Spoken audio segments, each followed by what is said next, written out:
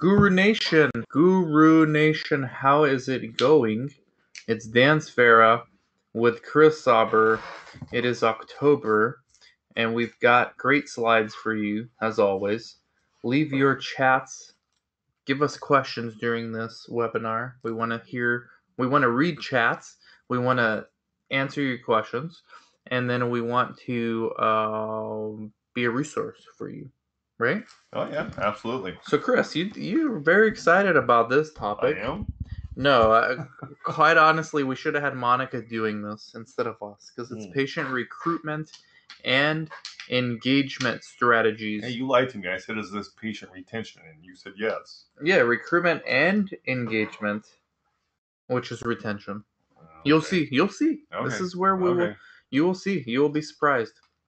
11 slides. So that will amaze. Okay, so let us know in the chats what you think about this topic. We haven't done it, and we've been actually getting asked to do this. Actually, a sponsor asked us to do this. They did? Oh, yep. Yeah, they did. A big sponsor, too.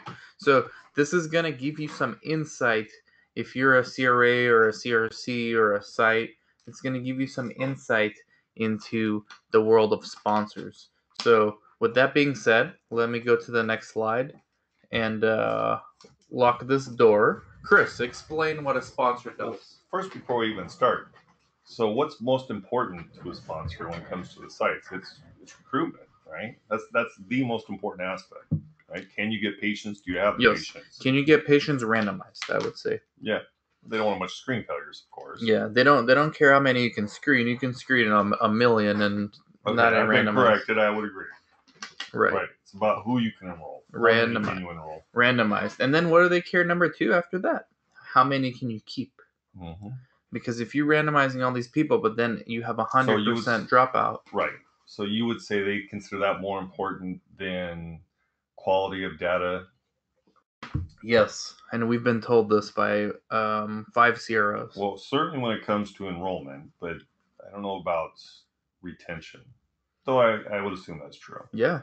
I've been told by biostatisticians at conferences, we hate dropouts. We understand they happen. It's built into the numbers. But when dropouts occur at a greater rate than we expect, it screws up our data for the FDA. Oh, yeah, I bet.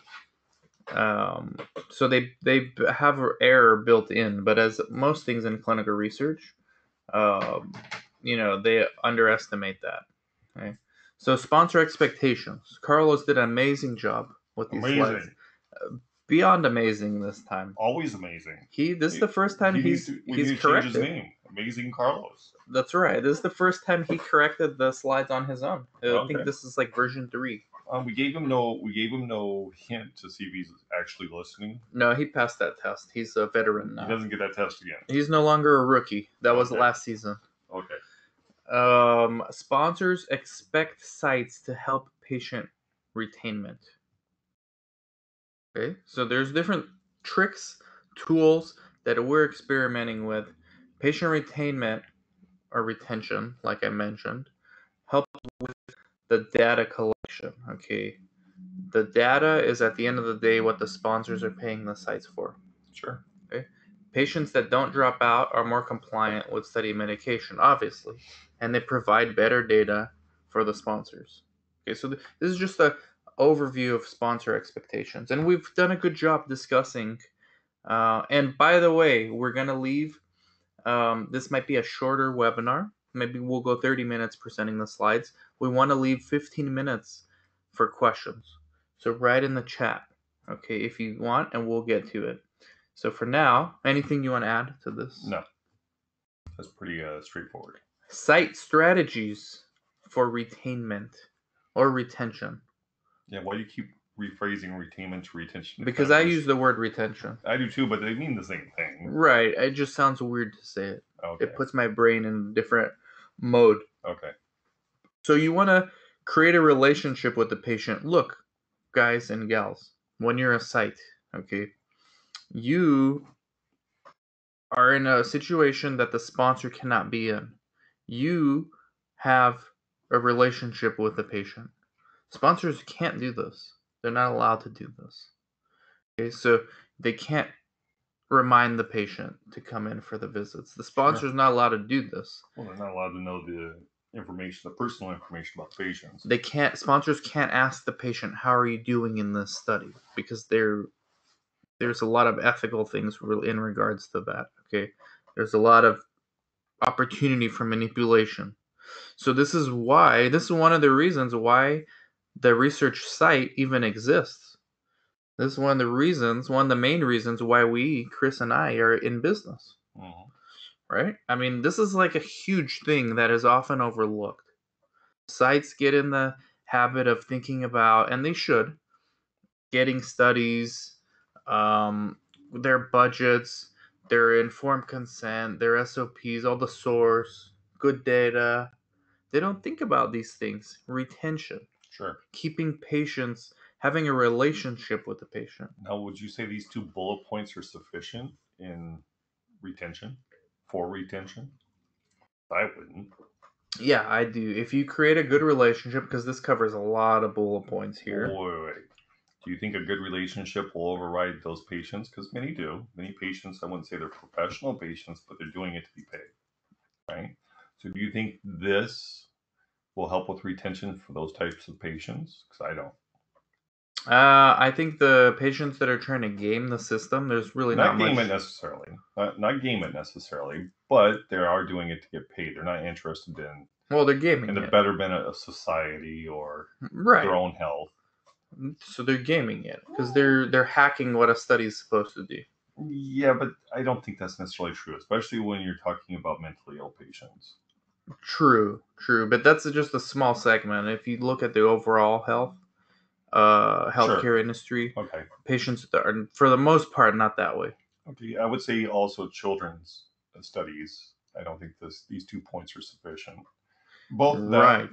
that and mentally ill. I think they're both in the same capacity. Yeah, those definitely have their own challenges. I think you need to have an entertainment facet there. But I think this is for 90% of the case, maybe 80. Yeah. Okay. As low as 80.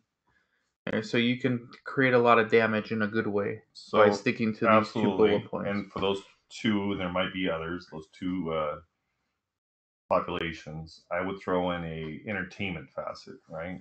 Yes. An entertainment component would help with those other 2, right? Mentally ill and children. So I think that's in there. I think. If I'm jumping ahead, my apologies. No, I don't know if you're jumping ahead because I didn't really look at it. I mean, I did, but I don't remember what it's on there. Right? Small sites could have an advantage because there's more of a family atmosphere. I would agree with that. You go to a hospital, it's a completely different feeling than it's like a small cold. Site. Yeah. You know, you're lucky to have the same coordinator like for 3 months. Sure. At big hospitals, big universities. Yeah, you do have the same coordinator. You probably don't even know their name because they spend 2 minutes with you. Yeah, and you want to talk about like at university settings, you want to talk about like PI oversight. I mean, they have so many nurses. You're lucky if you ever see your PI. Sure. The PI is looking at your labs, but never meeting with you. Rarely meeting with you. Right. I've seen it with my own eyes as a monitor. Right. Right. So there's advantages here. There's strategies. We're going to get into some tools for those of you listening. And I'm sending this replay to everybody. This is so important. I'm sending it to everybody on the email list. Very nice. Okay. All 7,000 of y'all. And we did get a question. We did. I don't know. Or a statement. What did we get? We got 2. Can I see the previous slide again? Let's get on with it. Thanks. So conflicting here. Who said that this is conflicting. So we've got one that says previous slide. We've got another say let's get on with it. Thanks. So you're gonna have to wait. This is our web, but we do as we please. Okay, let's go to the next one. Or the previous one. I think they meant previous to that. Oh, previous to this one. Sponsor expectations. Man, this is the person that said to get on with it. You're going to be extra mad right now. Okay, so this is the previous slide. Again, the replay is going to everybody. So no need to worry if you miss a slide. This is going to be on webinar. Okay. You can hear it as many times as you would like. Yeah. So there's strategies. Okay, we're going to get to the strategies. Well, I know people maybe they're antsy because they've heard so many sales pitches from people. This webinar is not a sales pitch. So Chris and I hear big ideas from recruitment and retention vendors almost every day. Weekly. Yeah, so I understand where let's get on with it. Yes, I'm with you there too. Like, let's get to the meat and potatoes, which there are a few things that you can do. So Chris was hinting at it with the entertainment. Ways that sites can help patients feel like they are more than just a number. Provide transportation, right? Mm-hmm. Sure. We started using this year at this site Uber Health. Mm-hmm. But before that, we had our own vehicle, our own company vehicle. Yeah. Until I wrecked it. We had our own company car. Chris wrecked it. He totaled it. Not driving a patient, thank God. That would have been a horrible retention strategy. Yes. But we had to switch to Uber Health, and it's been very good, right? Yeah, it actually has been. And this is not regular Uber. This is Uber Health. So they specialize in healthcare, right? They specialize in transporting patients. So it's like extra. They have more customer service than a traditional Uber driver would have.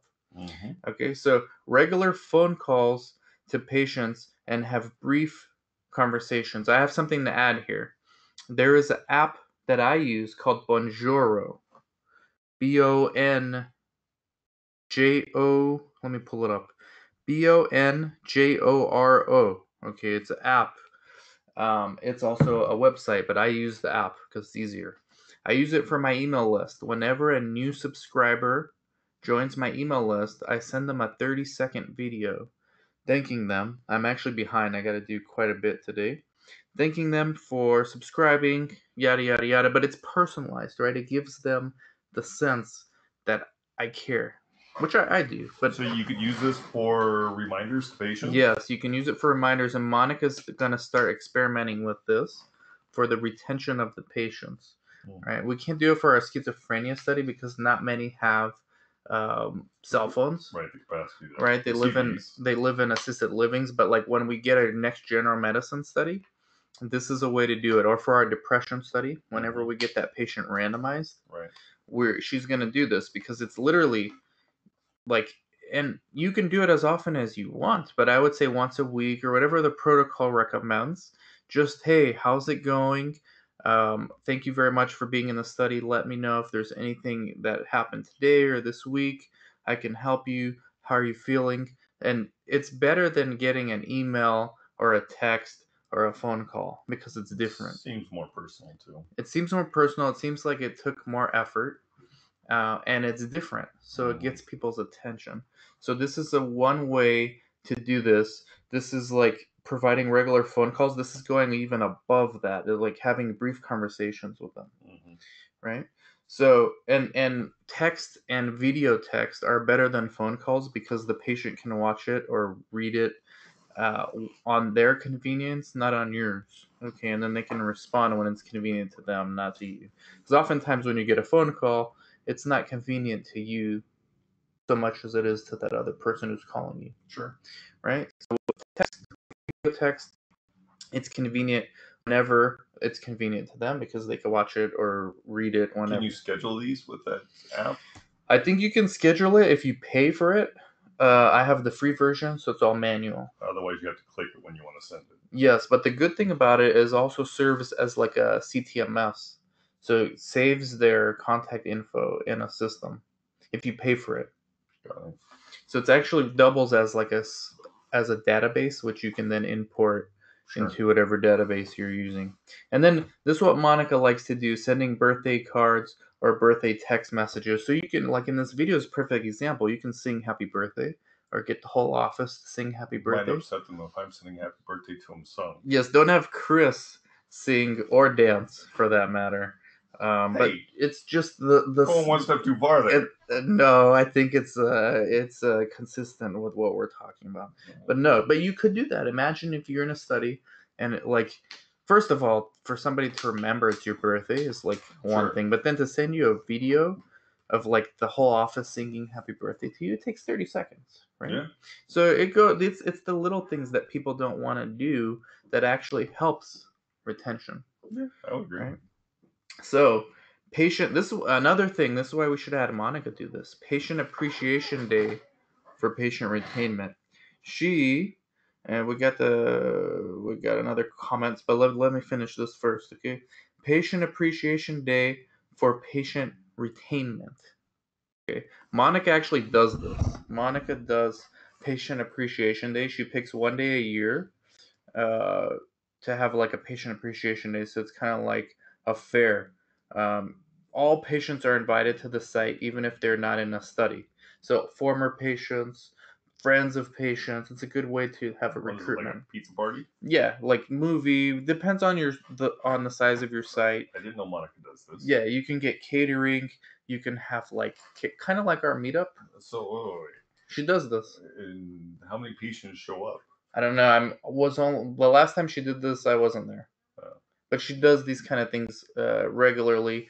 I don't know if it's once a quarter, once a year, but the beauty is you can choose what you want it to be. I mean, you want to do this every month, do it. I know some sites that do something similar to this. They'll have a raffle, and they'll give out iPads at different prices to make people come. Whether you're in a study, whether you're not in a study, whether you're a friend of someone in a study.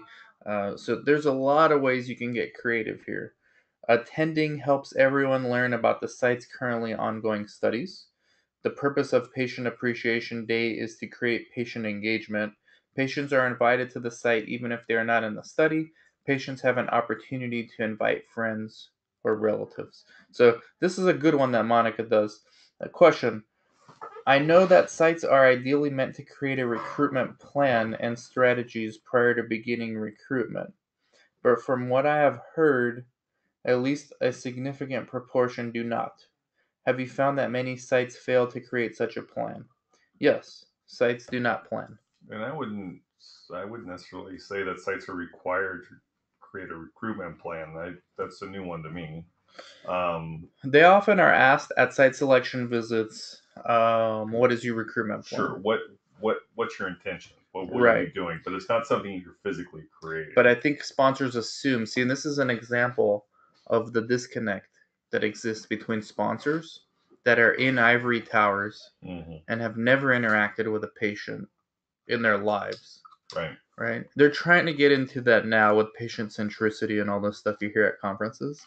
For 5 years now. For the past 5 years, this is their strategy, which so they're trying to get back into it. Sites deal with patients every day.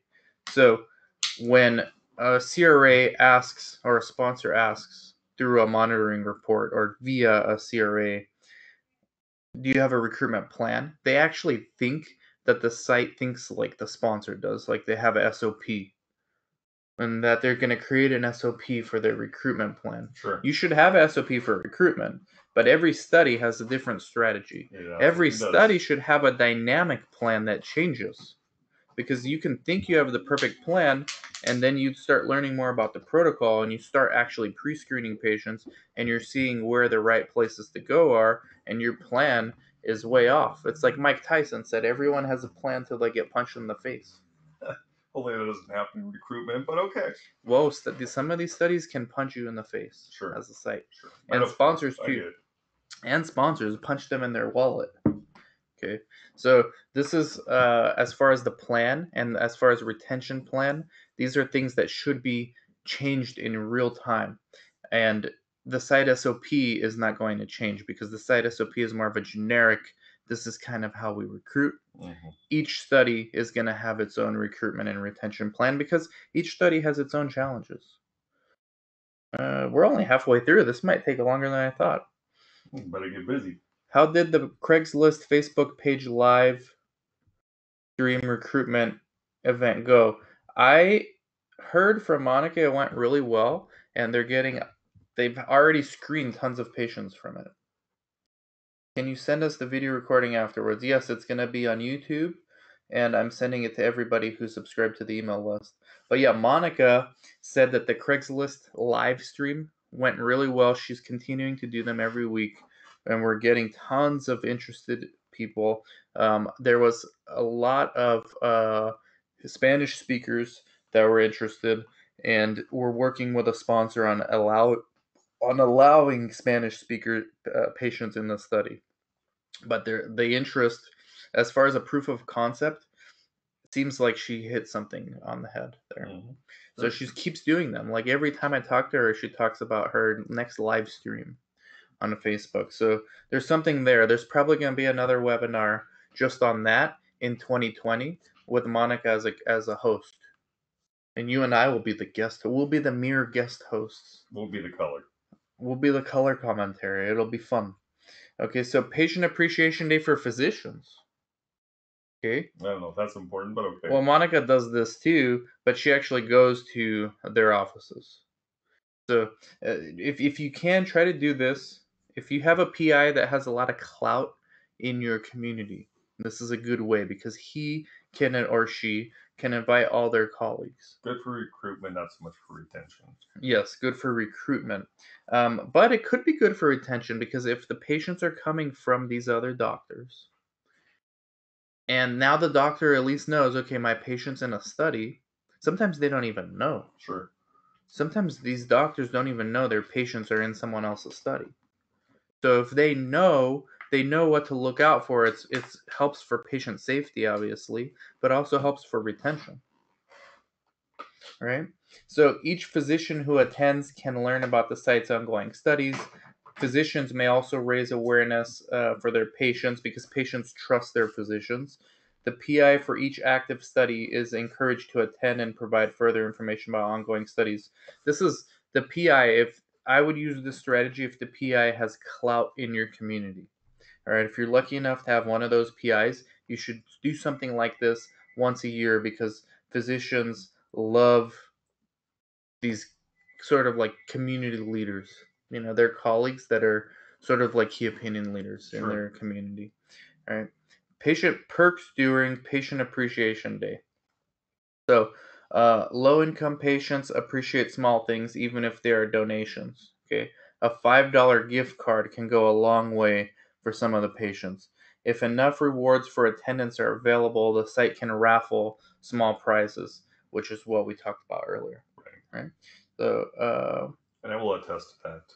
Those $5 gift cards do mean a lot for patients when they come. I think not just for low income. I think it means a lot. If I got a $5 gift card, sure. I'd be happy too. Starbucks card. Can you imagine? Yeah, that's a free coffee. Andrew, great webinar. Are you saying to have a separate appreciation day for local MDs or just to invite them for Patient Appreciation Day? I don't know. I think you can do both. I think you can see what works best for you. I prefer to have just one event, like a big event that you put on that you can, kind of like our meetup was, where you invite everybody, patients and physicians. I think there is also advantages to having them separate because then the conversations can be different. Yeah.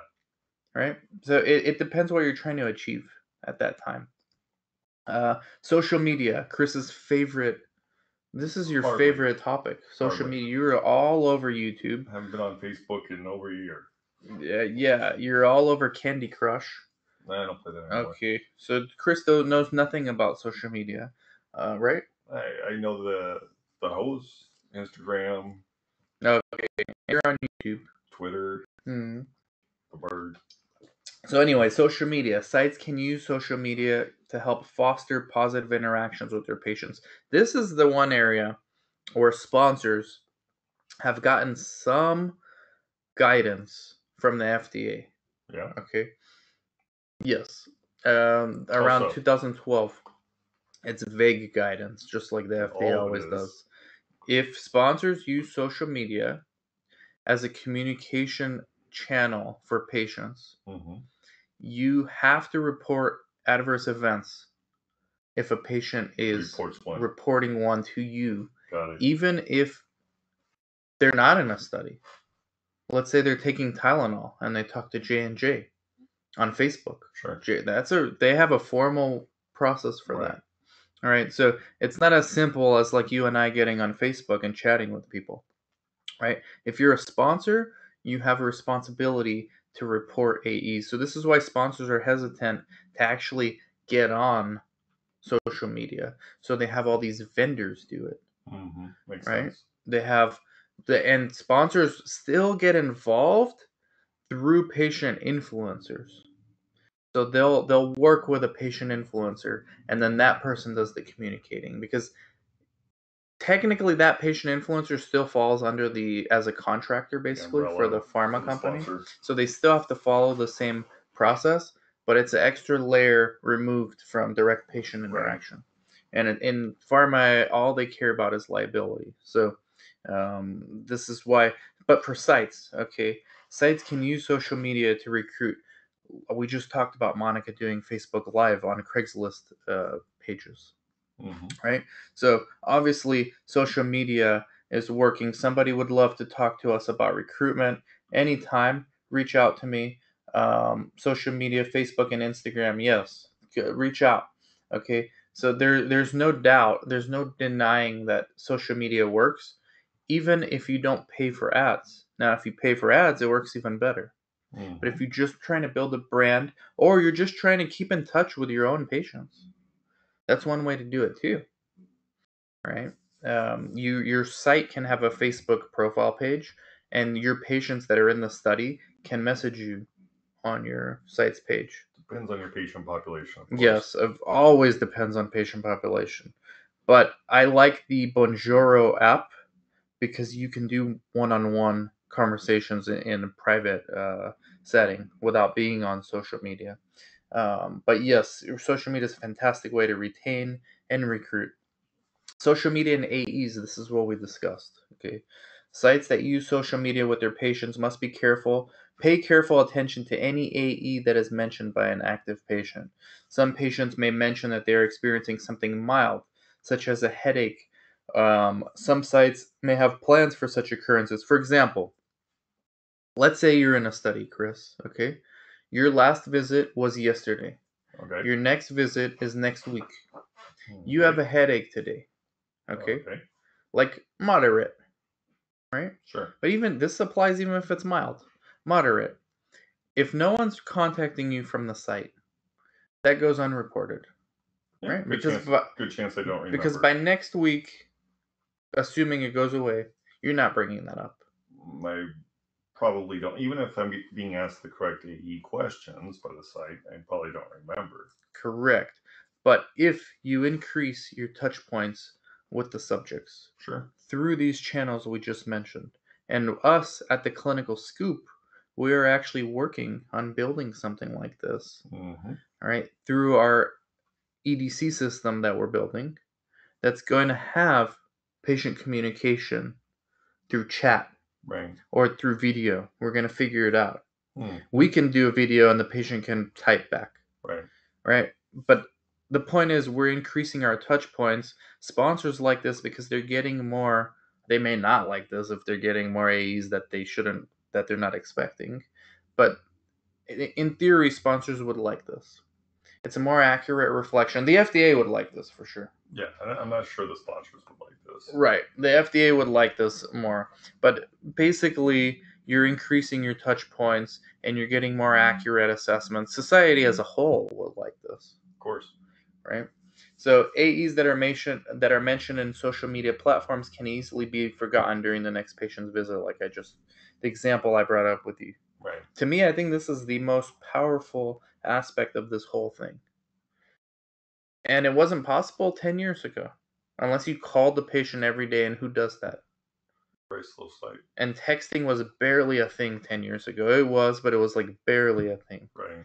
Now it's completely acceptable to have chat conversations on Facebook with your patients, Instagram, text, via video. So you're increasing your communication. Society as a whole is increasing their communication overall. Right. We're seeing as a society the pros and cons of this right now. We're living it. Okay, so it applies to clinical research as well. Next slide. Social media and AEs continued. This continued, Chris. Apps or other systems can be developed to allow communication with patients, as well as record any AEs. If you're a sponsor listening to this and watching this, we at the Clinical Scoop are very close to figuring it out and integrating this communication with our EDC. And then the chat history is there for the CRA to look at. As long as there's we can redact some of the patient confidential information, but the gist of the conversation will be there. Right. Okay. So CRCs or CRAs can review these conversations and assure that any AEs are documented appropriately. For example, if you're in my study, Chris, and I text you, "Hey, Chris, how's it going? Thank you for coming in yesterday. I'm just doing my daily checkup on you, see how things are going." You reply back, "Oh, hey, Dan, everything's good. Looking forward to next week. Um, by the way, like, currently everything's fine, but I have like a unusual headache today." Right. Right? And then I say, "Oh, sorry to hear that. Let me know if it gets worse." But then I forget to put it as a AE, okay, because I'm busy and I thought it was insignificant. Right. The CRA will catch that conversation. Hopefully, if they do what they're supposed to do as a CRA. So this is like I think it's the future of the research. Okay. Another question. I thought subjects could not say they are participating in a clinical trial. That is not true. Subjects, when they sign the consent, they're not signing a secrecy agreement. This is what people don't understand. When a subject signs a consent form, they're not signing like a mortgage document. Matter of fact, usually it's the most difficult patient to get for a study is that first patient. Once you get that first patient, word of mouth brings on more patients. Oftentimes. Yes. I've read, how many informed consents have you read in your life? Hundreds. Right? Okay, sure. There's nowhere in any consent form that it restricts the patient from talking about the study. It's preferred. It's preferred they talk about it. The sponsors would prefer they don't mention the drug name. Right. And that's what they're worried. That's the one thing their sponsors are worried about social media, because they're worried about patients breaking the blind. If they congregate with other patients online, they try to figure out who's on placebo, who's not. Sure. That's a valid concern, but even that is hard to do. Yep. Because patients don't communicate to each other really, unless they're patient influencers. You'd have that pool of patients that exists that's in a particular trial. Right. The total number in most cases is so small that it's insignificant. But no, patients are allowed to talk about being in studies. Informed consent forms are not contracts. Yeah, they're just for patients. For patient safety. The purpose is strictly to patient safety. Yes, it's not a contract the patient is signing. It's a disclosure from the sponsor and the site to the patient. The sponsor does not is not the one that creates the ICF. It's the IRB. Correct. And their purpose is safety. So. Craigslist Facebook group. This is where we ended on, and Monica needs to do an entire webinar just on this. Craigslist has niche groups in which people with similar interests and in locations. They have a Craigslist Facebook group in Santa Ana.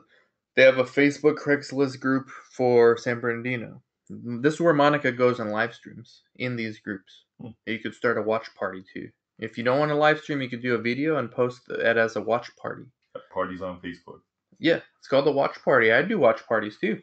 So sites can ask to be given access to different groups. You have to ask. Craigslist allows anybody to do it unless you're posting like weird things or you're trying to monetize. Monica has not been kicked off it, okay? And can be used for recruitment. So we're gonna end it on this as a teaser. I really liked this webinar. We're gonna leave it open for questions for 3 minutes. If there are no more, we need to go eat. Yeah, it's lunchtime. NFL trade deadline ends in 26 minutes. Just out of curiosity, does anybody who's currently listening care about the NFL? Probably not. Here's a question. Do you have any experience with use of secure online pre-screeners, especially to ask about inclusion-exclusion criteria and save time and resources contacting ineligible patients? If so, are there any tips you have to optimize their effectiveness? No. See, despite all this stuff I talk about, social media and live streaming and watch parties and all this seems high tech, at the end of the day, I'm very much old school. I'm going to do inclusion exclusion either in person in the office or on the phone. The coordinator's going to do it on the phone or in person in the office. We have never used any online pre-screening sheet. We have an offline pre-screening tip cheat sheet that the pre-screeners fill out when they interview the patient. But we don't have that online. That is an interesting thing, though, to think about. So But I don't think patients are going to want to do that before they're explained what a clinical trial is. not only that, but I think you would need IRB approval, right, to do such You a would, thing. and you would need IRB approval, which I don't think is the hard part. I don't think the IRB approval is the hard No, part. of course not. I But think you would. Yeah, you would need IRB approval. I think the hard part of that is taking a research naive patient who knows nothing about research and giving them this crazy, scary inclusion exclusion criteria sheet. But so oftentimes when I do pre-screening, or at least when I used to, I would just take the most significant 3 or 4 questions from inclusion and exclusion Right. and ask those. Yeah. Right. So you could do something like that. You're not Because- taking the entire thing. You're just taking the 3 or 4 that eliminates most patients. Right. Right. But you're also significantly increasing your chances of losing that patient's interest altogether if it's online before any human interaction. Sure. You're going to tell me to fill out even if it's 3 questions. I'm not doing that. Okay. Studies are showing it saves significant time and resources. If you put a link, it can help. Interesting. I think this would work after you have a conversation with the patient. I don't think you can replace the human element of having conversations with patients. I think that needs to come first. I think that's the industry's biggest problem is trying to avoid human interaction with patients and trying to systematize everything. And that's all they're doing when it comes to recruitment. That's all they're doing when it comes to recruitment, and then they're saying patient centricity. So I think technology works after you have buy-in from a patient, after you educate them. I think that's where the industry goes wrong in almost every single time. Because it's hard. It's easy. Time-consuming. It's easy to create an online pre-screening sheet that a patient fill out. Sure. That's not the problem. The problem is how do you educate the patients on what that even means? Somebody's got to do that, right? No at NFL unless it's halftime at the Super Bowl. I can't wait for this year's halftime. It's Shakira and J-Lo. Okay. Is it overkill, bad practice, or the IRB to send reminders to patients daily to take the IP? I've never heard of an IRB doing this. I think it's could be a HIPAA violation. It would be the sites that would handle such things if they were to That's do what that. the sites are there for. Once you take the IRBs out of just pure ethics, okay, I meant would it anger the IRB to send reminders to patients daily? No.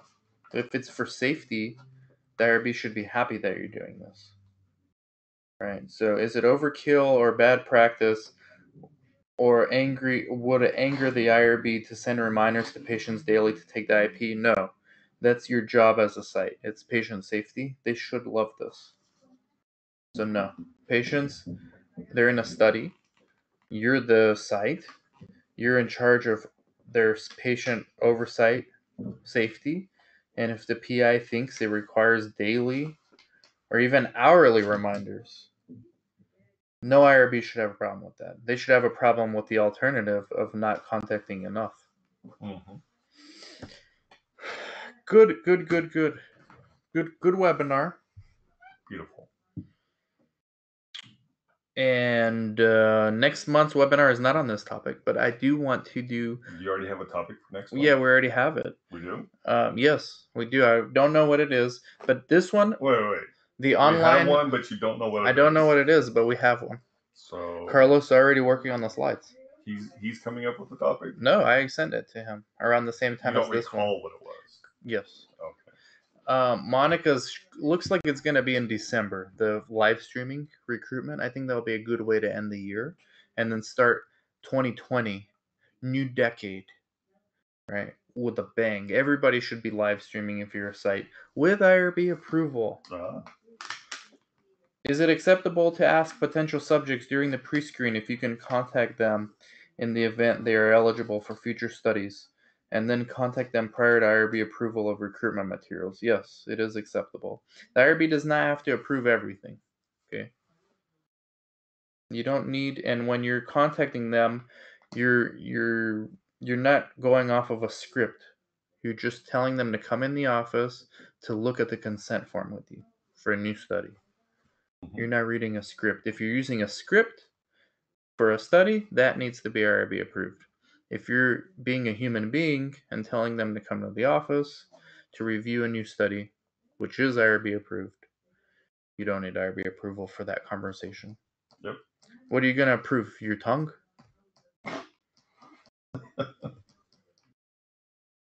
Well, that's true.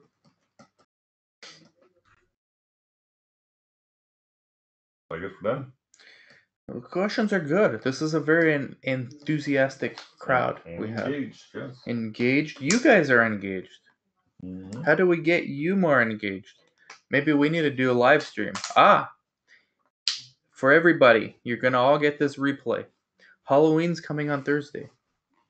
Myself, Monica, Kobe, and maybe this gentleman sitting to my right, Chris Sauber, maybe. We're all dressing up for Halloween. We're doing an all day, like from 10 to 6. How's that going to work? Live stream. How's that going to work? Well, we're live streaming on YouTube, LinkedIn, and Periscope. So those 3 channels.